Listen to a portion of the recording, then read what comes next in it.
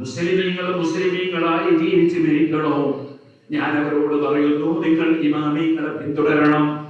ആ ഇമാമിങ്ങൾ പറഞ്ഞതനുസരിച്ച് അവരെ കിതാബിൽ നോക്കിയിട്ട് വിഷയം പറയുന്ന പണ്ഡിതന്മാരെ പിന്തുടരണം. നേരെ മറിച്ച് ബിരുദമുണ്ട് എന്ന് കണ്ടിട്ട് ഒരു മനുഷ്യനെയും മതത്തിന്റെ വിഷയത്തിൽ സ്വീകരിക്കാൻ പറ്റില്ല. ഇമാമിങ്ങളെ കിതാബ് പറയുന്നുണ്ടോ ഇല്ലേ, അതാണ് നോക്കേണ്ടത്. ബിരുദം കിട്ടിയ പലരും ഖാദിയാനിയായിട്ടുണ്ട്, ബിരുദം കിട്ടിയ പലരും പുത്തൻവാദികളായിട്ടുണ്ട്, ബിരുദം കിട്ടിയ പലരും ഇസ്ലാം തന്നെ രാജിവെച്ചു പോയവരുണ്ട്, യുക്തിവാദികളായവരുണ്ട്. കാരണം എന്തേ? അതേ ഇബ്ലീസിന് ബിരുദമില്ലായിരുന്നോ? ഇബ്ലീസിനതെ അതാ വലിയ സ്ഥാനമില്ലായിരുന്നോ? പക്ഷേ അവൻ ആദരിക്കേണ്ടതിനെ ആദരിച്ചില്ല. ആദരിക്കപ്പെടേണ്ട ആദം നബി അലൈഹിസ്സലാമിനെ ആദരിക്കാതെ ആദം നബി അലൈഹിസ്സലാമിനെ നിന്ദിച്ച് സംസാരിച്ചപ്പോൾ അവന്റെ എല്ലാ ബിരുദവും പോയി, എല്ലാ പാണ്ഡിത്യവും പോയി. ഇതുപോലെ എന്ന് പറയുന്ന ഒരു പണ്ഡിതനെ കുറിച്ച് പരിശുദ്ധ ഖുർആൻ പ്രത്യേകം പറയുന്നുണ്ട്.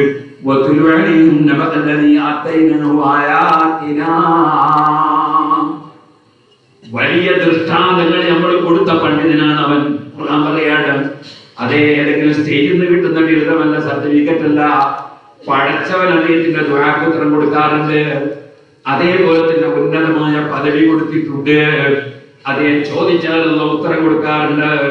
അങ്ങനെയുള്ള എന്ന് പറയുന്ന പണ്ഡിതന്റെ ചരിത്രം ഖുർആൻ പറയുകയാണ്. എന്തേ അവന് സംഭവിച്ചത്?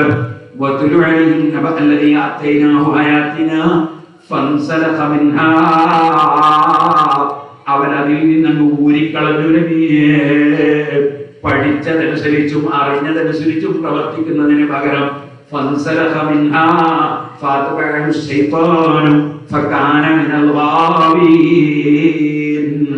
അങ്ങനെ അവൻ പിന്നെ എങ്ങനെയായി?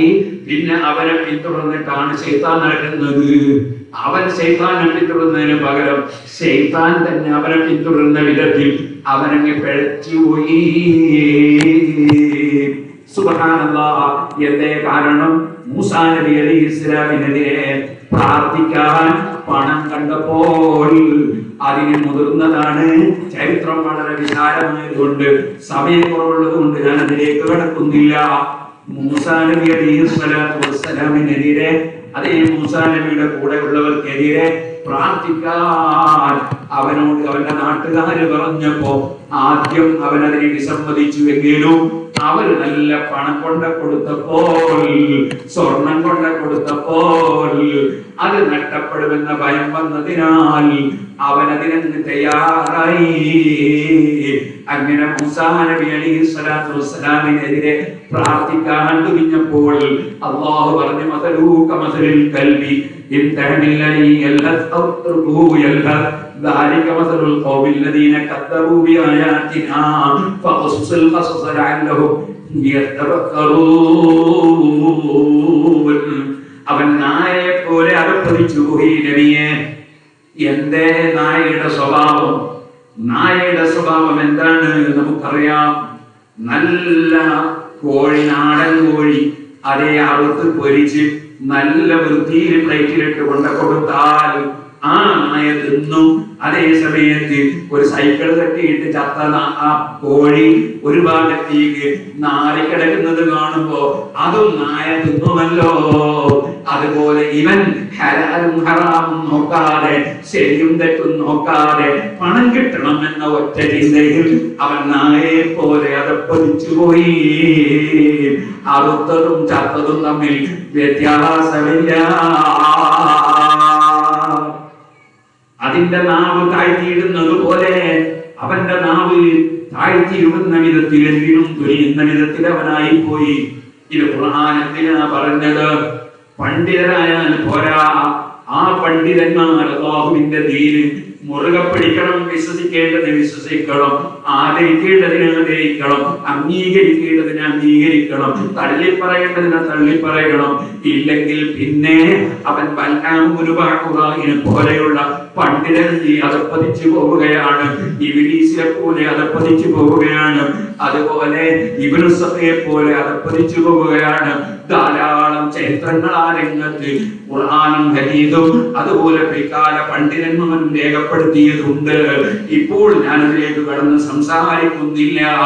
അതുകൊണ്ട് പറയട്ടെ സുഹൃത്തുക്കളെ, ഒരു മുസ്ലിമായ മനുഷ്യനെ ശൈത്താന് ചതിക്കാൻ കഴിയൂല. അതിനെന്ത് വേണം? പ്രവർത്തനം അല്ലാഹുവിന്റെ പൊരുത്തത്തിന് വേണ്ടി മാത്രമായിരിക്കണം. മുസ്ലിമീങ്ങളുടെ നന്മ മാത്രം ഉദ്ദേശിച്ചുകൊണ്ട് ഏത് വിഷയവും അതായി ഇടപെടണം. അതേ മുസ്ലിമീങ്ങളുടെ ഗുണം ഉദ്ദേശിച്ചുകൊണ്ട് കാര്യങ്ങൾ സംസാരിക്കണം. പിന്നെയോ നബിതങ്ങൾ പറയാണ്, അതേ മുസ്ലിങ്ങളുടെ കൂട്ടായ്മ മുറുകെ പിടിക്കണം. നബി സല്ലല്ലാഹു അലൈഹി വസല്ലം കാലം മുതൽ സഹാബത്ത് മുതൽ താബീങ്ങൾ മുതൽ തബഈങ്ങൾ മുതൽ ഇന്നേ വരെയുള്ള മുസ്ലിം പണ്ഡിതന്മാർ സ്വീകരിച്ച രീതി എന്താണോ, അവര് പഠിപ്പിച്ച നിയമങ്ങൾ എന്താണോ, അവര് പഠിപ്പിച്ച മാതൃക എന്താണോ, അത് സ്വീകരിച്ച് ജീവിക്കണം. എന്നാൽ മനുഷ്യന്റെ ഹൃദയത്തെ പിശാചിന് വഞ്ചിച്ച് പെടുത്താൻ കഴിയൂല. ഇത് പറഞ്ഞിട്ട് നബി സല്ലല്ലാഹു അലൈഹി വസല്ലം നിങ്ങൾ പറയാണ്, ഫൈന ദഅവതഹും തുഹീതു ബിവറാഇഹിം. സുന്നത്തി വൽ ജമാഅത്തിന്റെ മുസ്ലിം കൂട്ടായ്മയുടെ മുഖ്യധാരാ മുസ്ലിമീങ്ങളുടെ ദുആ അല്ലാഹു തആല അവർക്ക് കാവലിന് കൊടുക്കും, അവർക്ക് സംരക്ഷണത്തിനുണ്ടാകും. അതുകൊണ്ട് സുന്നത്ത് ജമാഅത്ത് നമ്മുടെ മുൻഗാമികളായ ഇമാമികൾ പഠിപ്പിച്ചത് അതേ നിലക്ക് ഉൾക്കൊണ്ട് ജീവിക്കണം. ലൗലാ യൻഹാഹുർ റബ്ബാനിയൂന വൽ അഹ്ബാർ അൻ ഖൗലിഹിം അൽ-ഇസ്ം വഅഖലിഹിം അസ്-സുഹബ് ലബിസ മാ കാനൂ യസ്നഊൻ. അവരെ കൂട്ടത്തിലുള്ള ചില പണ്ഡിതന്മാർ തെറ്റായ ആശയം പറഞ്ഞു. അപ്പോൾ മറ്റുള്ളവർ അതിനെതിരെ മൗനം ദീക്ഷിച്ചു. അത് തെറ്റാണെന്ന് പറഞ്ഞില്ല. ചിലർ അനധികൃതമായി പണം കയ്യിലാക്കി അത് തിന്നാൻ തുടങ്ങി. അപ്പോഴും ഈ പണ്ഡിതന്മാരെ മൗനം ദീക്ഷിച്ചു. പണ്ഡിതന്മാർ അതിനെതിരെ സംസാരിച്ചില്ല. അല്ലാഹു ചോദിക്കാണ്, എന്തേ അവരിങ്ങനെ ചെയ്യാൻ കാരണം? ലൗലാ ഇൻഹാഹുർ റബ്ബാനിയൂന വൽ അഹ്ബാർ അൻ ഖൗലിഹിം അൽ-ഇസ്മ വഅഖലിഹിം അസ്-സുഹബ് ലബിസ മാ കാനൂ യസ്നഊൻ. ആ പണ്ഡിതന്മാർ ചെയ്ത പ്രവർത്തനം വളരെ മോശമായി പോയി. സുഹൃത്തുക്കളെ, ജനങ്ങളെ നിസ്കാരം ബാത്തിലാക്കുന്ന പരിപാടി, ജനങ്ങളെ സക്കാത്ത് ബാത്തിലാക്കുന്ന പരിപാടി, ജനങ്ങളെ നോമ്പ് ബാത്തിലാക്കുന്ന പരിപാടി, ഹജ്ജ് ബാത്തിലാക്കുന്ന പരിപാടി, അങ്ങനെ ഓരോന്നും ബാത്തിലാക്കുന്ന ഏർപ്പാടുകൾ പുത്തൻവാദികൾ ഇങ്ങനെ കൊണ്ടുവരുമ്പോ അതിന് സപ്പോർട്ട് ചെയ്യുകയാണ് ചിലർ. അത് ചോദ്യം ചെയ്യുമ്പോൾ അവർക്ക് ചൂണ്ടി പിടിക്കുകയാണ്, അവർക്ക് വെറുപ്പ് പിടിക്കുകയാണ്. ചൂണ്ടി പിടിച്ചിട്ട് കാര്യമുണ്ടോ? ഖുർആനിൽ വിശ്വസിക്കുന്നവർക്ക് ഖുർആൻ അനുസരിച്ച് ജീവിക്കട്ടെ. യഥാർത്ഥ പണ്ഡിതന്മാർക്ക് ദീനുൽ ഇസ്ലാം എന്താണെന്ന് പറഞ്ഞു കൊടുത്തവരെ ബാധ്യതയല്ലേ. അതുകൊണ്ട് ആർക്കും ചൂണ്ടി പിടിച്ചിട്ടൊന്നും കാര്യമില്ല. അല്ലാഹുവിന്റെ ദീൻ ദീനാണ് എന്ന് പറയും.